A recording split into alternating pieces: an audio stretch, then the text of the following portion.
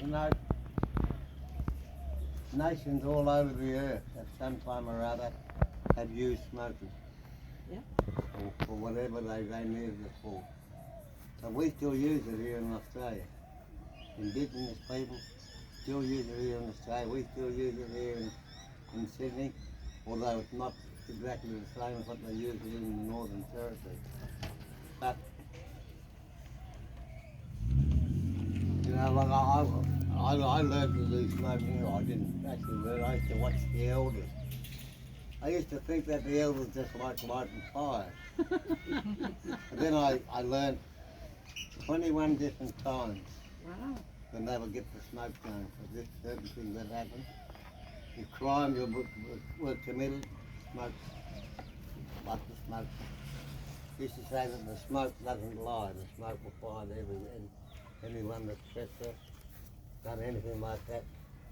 But then I thought, if I'm going to stand here today, or sit here today, and speak to you about 21 different times and ways of why they live, to be here all day. But I worked out of my own head, well, what I felt was the most important time that we get to smoke. Like, all newborn babies were put through the smoke. Yeah. They were baptised through the smoke. It's to give them all a brand new start. It means get rid of anything that bad that can come from the tummy. The smoke drives anything bad away. And then we use it for weddings. Whatever happened before the smoking, forgot. Never be brought up again. But we know that it is brought up, but it doesn't matter either, because that's what it's all about. Then we use it for sorry times. When we lose people, when people die. Yes. So we believe in reincarnation. We're going to come back and live on this land again, or whatever land we belong to anyway. And before you can be reincarnated, you have to go through the smoke. Your body has to go through the smoke. That's why we do it at funerals. We have smoking at funerals. So to send the spirit on. I remember my old grandfather was a storyteller, and that's where that's my dreaming, storytelling. And I was sitting around the fire with him one night. I lived tribally for 10 years when I was young, and he pointed to the sky. He said, "Look up there, boy." So I looked up, and he said, "In the beginning, there's no waters, stars."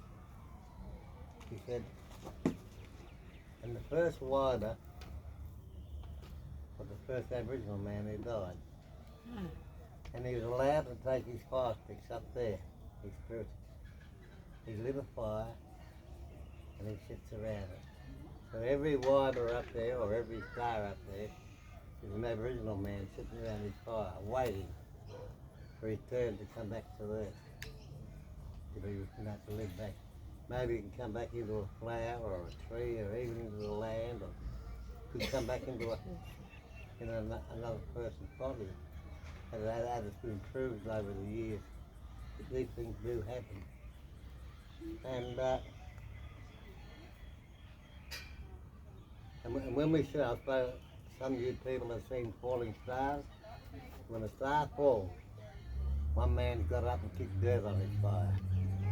He put his fire out. And he's come back to Earth. Well, I'm going to get this going here. I'm going to get it ready. One of these lads sitting around here can light this. Have you ever lit one of these before? Yes. You have? Where did you light it? At home with my dad. With your dad?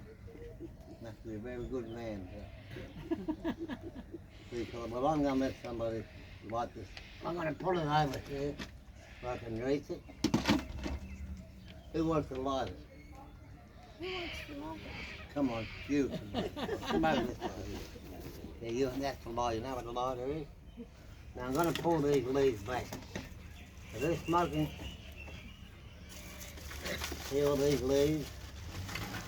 They're all a bit dry now. They're Put my hand down right on the bottom. There you go, see it? See a little bit of paper there?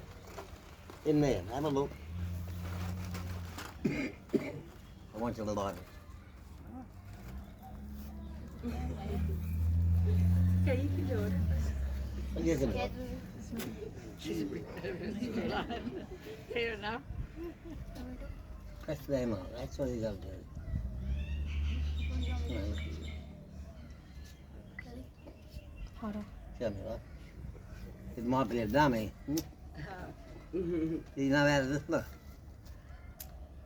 There we are. I'm glad to see you don't muck around with fire. There we are, see? Is it going? Down there, no, not that one, right down the bottom. Give it to me. Come on, son. Come on, we got two gentlemen here. You can light it. Right down the... See that? Hey, right down the bottom there. Right down, go on. Have a look. People go close to the Hey, paper right and then down do it. There, get a light. Quick light, and the rest of it will go on. Another boy doesn't know anything about lights. That's good.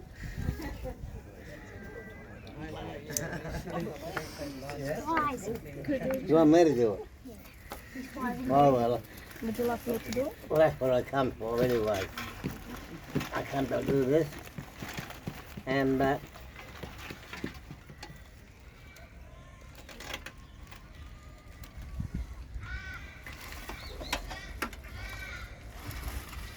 it's nice to see everybody here today.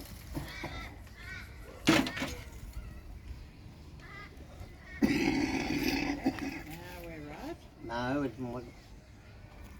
It's not right. It's that. Give me a bit like me, don't like work.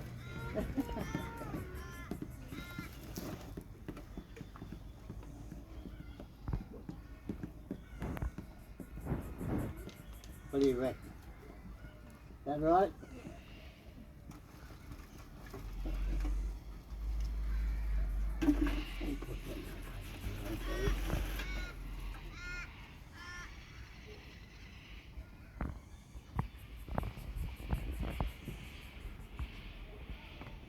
I reckon I've done 10,000 smokers. I reckon. I'd say more. You know, here on the Derrick land, when I came down from where I come from, there was no smoking. I suppose they, in the last century, I suppose they had it, or way back in the 1800s, I don't know. But I came down here.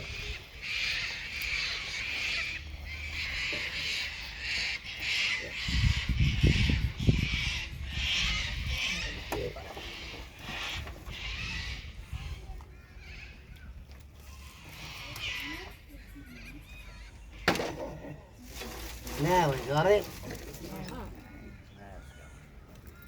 Anybody? That's good. Stay there. That's Anybody really who good wants for to you. be smoked, please, just somebody just fly.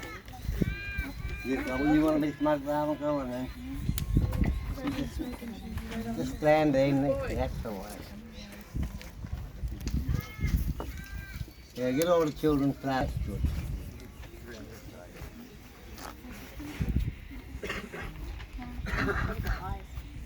Get right into the smoke. It's good for you. The smoke won't hurt you, it won't hurt you. It's a medicine leaf.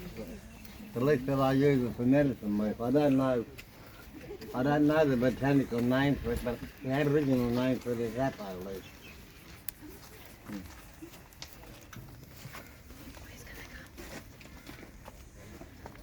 Anybody else who'd like to join, please do.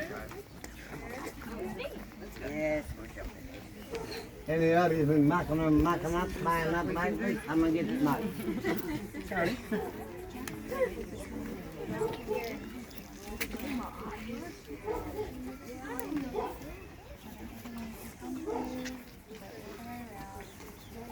Good girl.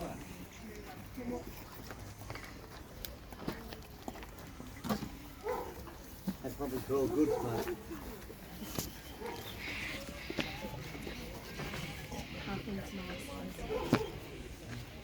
It's on that side. To do another bit. Yeah, go through it again, following the thing. Come on in. I say smoke. Smoke You're follows the greedy you. one, Charmaine. Yeah, come on, daughter. It's good for you. It is good for you.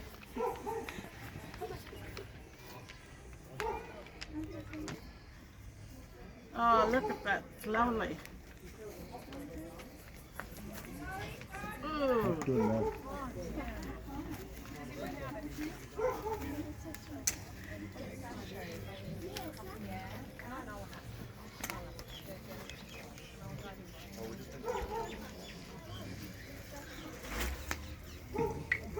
If you haven't tried it, come and try because it's got real healing power.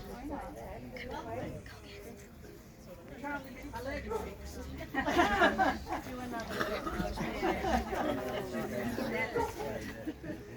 You know, early next year, I'm going to have a day at Marangingji where all babies can be baptised Oh, that's lovely. through the smoke. All children can be baptised through the smoke.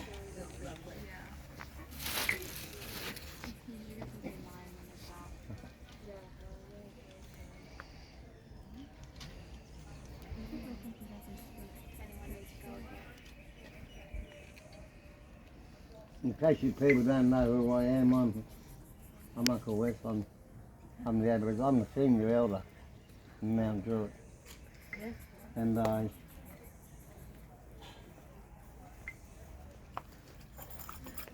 been in this place now for 60 odd years. I think 55 years I've been around. And been working with children for all those years. You know, I think the greatest gift that we have are our children. Yes. They're a blessing, aren't they? They are. They're a blessing. I think the only thing we don't like is when they grow up, do we? It's true, it's true. But now I'm going to tell you, look,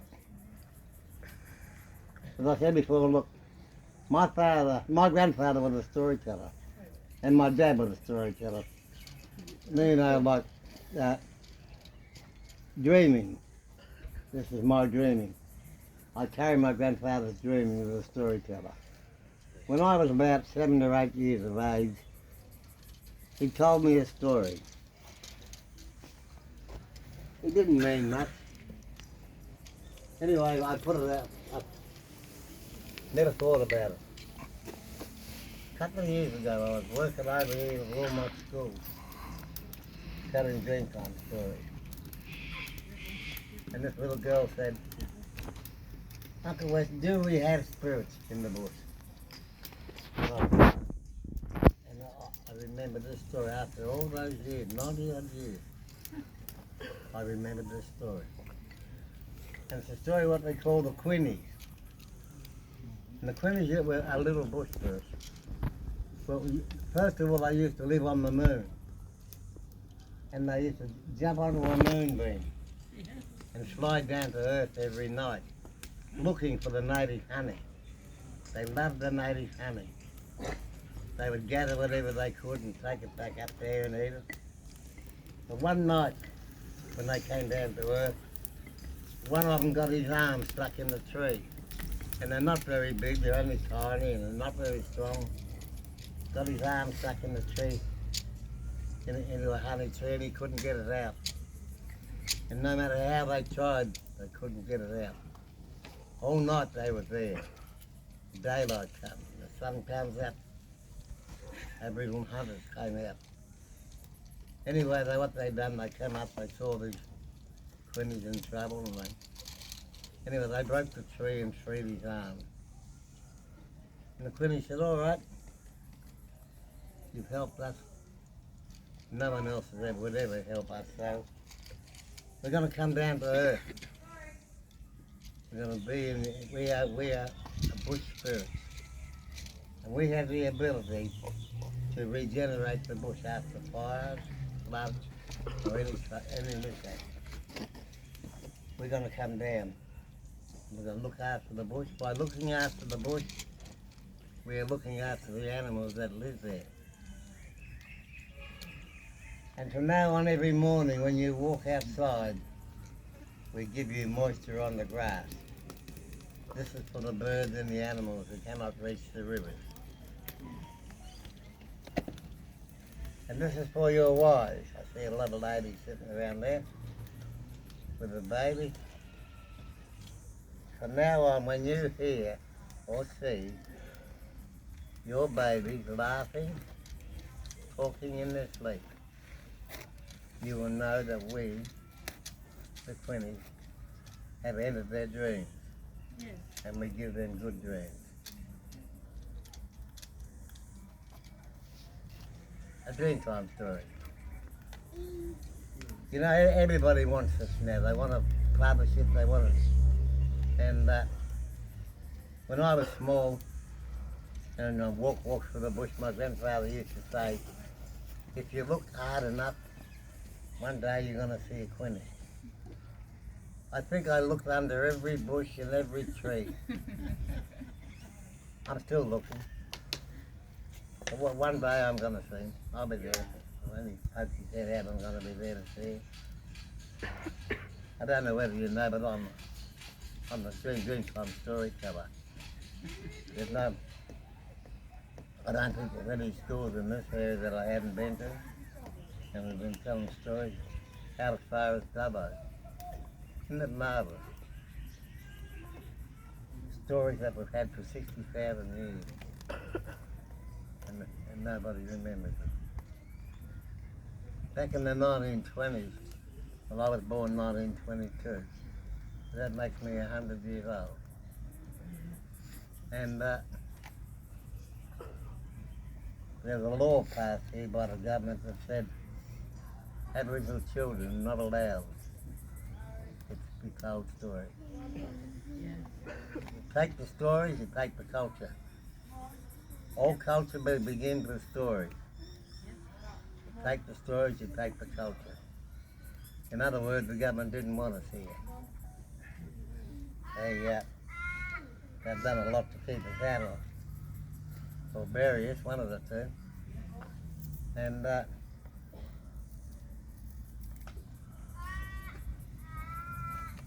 don't know, but Aboriginal culture is only common sense. We lived in a country, in fact this is the driest country on earth, and we lived here for over 60,000 years, and we made it work. It works. I don't know, one day we might get into the Constitution, we never know. And I've been promising this for a long time. But what I've done in the community is something that no one asked me to do these things. I just want to be there. You know, and children are my dreams. I used to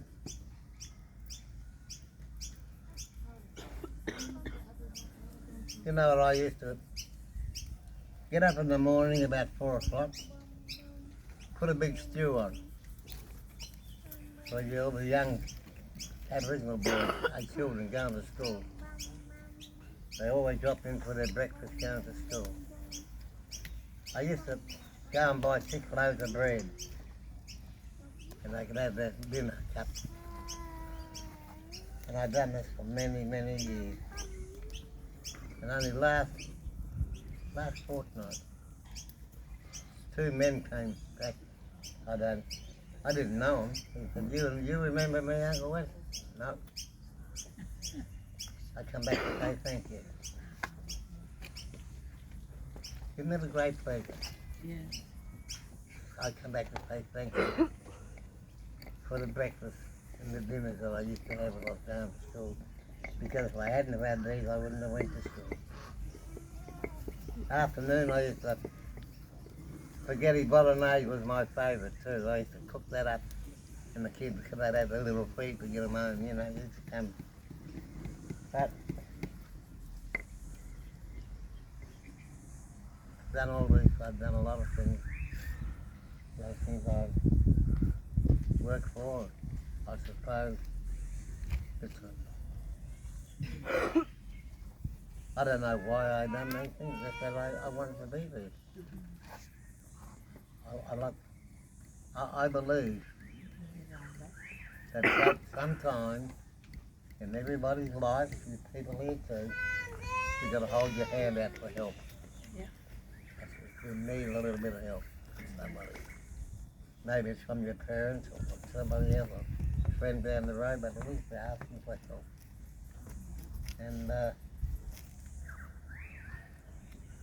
it's no crime. It's no crime. It's just something that we need. And we've got the people there who's gonna help you. And this place here, been down here for what, 20 odd years, isn't it? 20 years? Yeah. And this lovely garden here, mate, it was just, you couldn't walk through it. There was all this stones and rubbish, and people used to dump their rubbish in the back here. Yeah. And I came here with a lot of good old friends that I had. And we're all gonna, and they're most likely gone now. I think I spoke to you inside there. There's not many of us left. But it's been a pleasure. I have never been back. I come back here a few times last year, or early this year. Done a bit of work of a night here. And it's always been a pleasure Thank you. to come back. It's some places draw you back. It's like when I was young, the pub used to draw me. And I suppose some of you men have been, the ladies have been the same. Something draws you back to a place. You know what, I decided one day I was going to give up drinking. And I did. I give up drinking, smoking, bad women. And I don't know which was the worst, but they're all gone. But whatever we do in life, we do it. If we do the wrong thing, we done it. There's always a place you can come to for help. This is one place here. Always been here. And my place down the road there, it's like Pitt Street in the middle of summer, you know. Everybody is welcome. Everybody is there. You have any troubles? I'm going to start telling stories in my backyard. You want to know why? When I first came to Sydney, you want to hear this? Right, when I first came to Sydney, I came down here because I just off the missions. I've been on the missions for many years. And I just thought I'd bring my family down. I wanted my daughters to have an education. And I came down and they was allowed at the school, but they were cleaning up the yards and the sheds. There was nothing for them inside the classroom. And even when they were allowed into the classroom, always in the back of the class. And to like to come down, I wanted to tell my story. That's my dreaming. It has to be told, has to be done. Couldn't go to the schools. That's how no, you're not allowed. I'll get home and the police used to follow me up the path, tell me to stay away. So I decided I was going to tell stories in my backyard. So I got a can off, knocked a few holes in it, got a fire going, started to tell stories. I had a yard full of people, and the police came and arrested me. And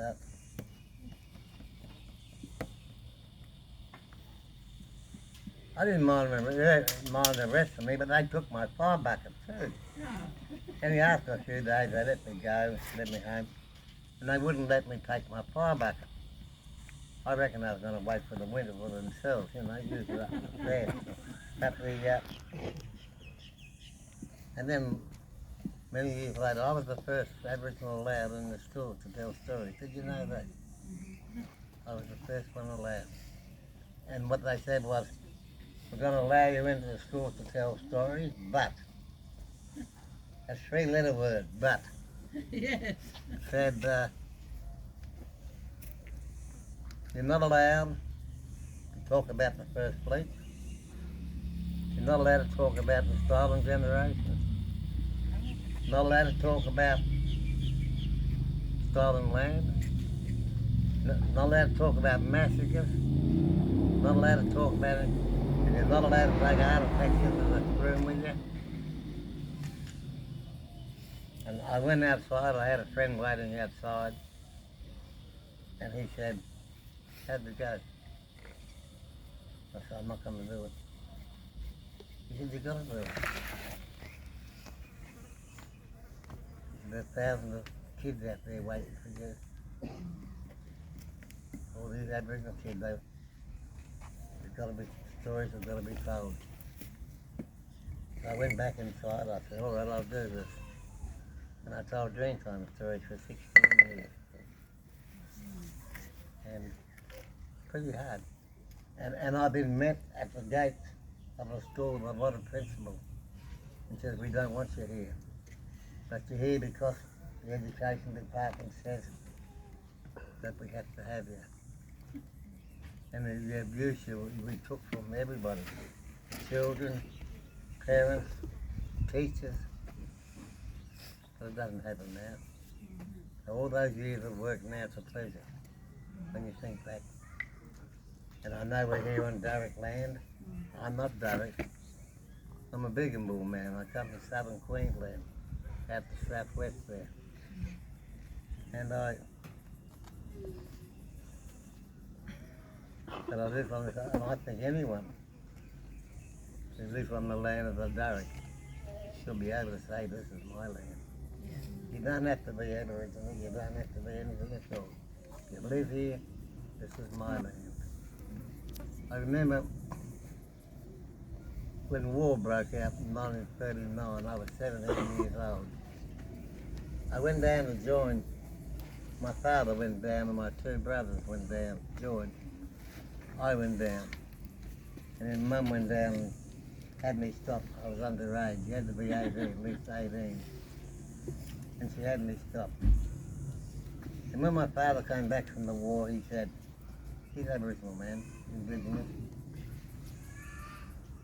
He said, I've just come back to the greatest country on earth.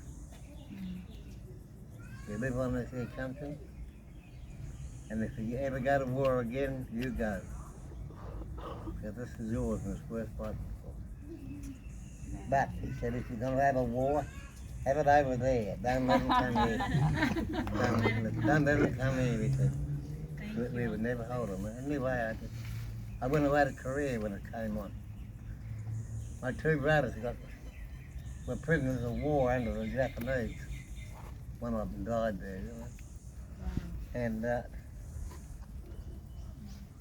I can remember the priest used to come to my mother and say, if you pray a lot, everything's going to be good.